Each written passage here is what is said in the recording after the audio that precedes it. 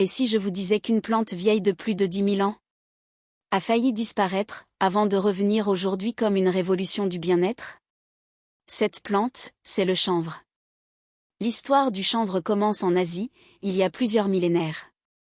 En Chine ancienne, il est déjà omniprésent dans la vie quotidienne.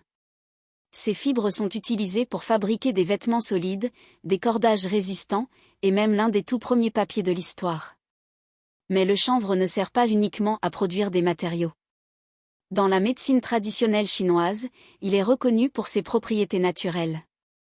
On l'utilise pour apaiser les douleurs, calmer l'esprit, et favoriser le sommeil. À cette époque, le chanvre n'est pas une simple plante. C'est une ressource essentielle. En Europe, le chanvre devient un pilier stratégique. À l'époque des grandes explorations, chaque navire dépend de lui. Les voiles, les cordages, les filets, tout est fabriqué à partir de chanvre. Pourquoi? Parce qu'il est extrêmement résistant. Il supporte l'humidité, le sel, le vent. Sans chanvre, pas de grande traversée. Pas d'exploration. Pas de commerce maritime à grande échelle.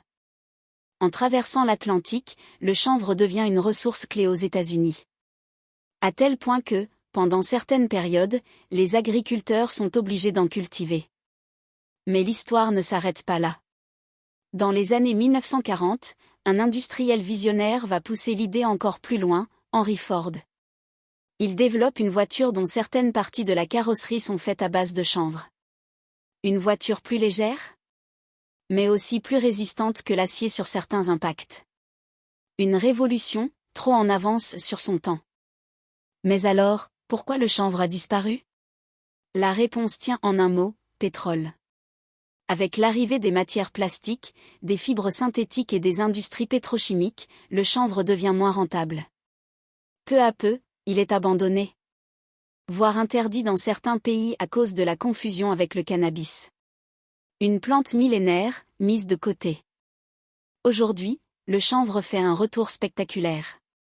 Pourquoi? Parce que notre société change. On cherche des solutions plus naturelles, plus écologiques, plus durables. Et le chanvre coche toutes les cases.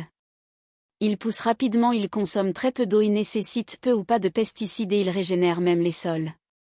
Mais surtout, il contient une molécule qui fait beaucoup parler d'elle, le CBD. Le CBD est reconnu pour ses effets relaxants, sans effet psychotrope. Il aide à réduire le stress, améliorer le sommeil, et soulager certaines tensions. C'est dans ce contexte que nous avons décidé de nous lancer.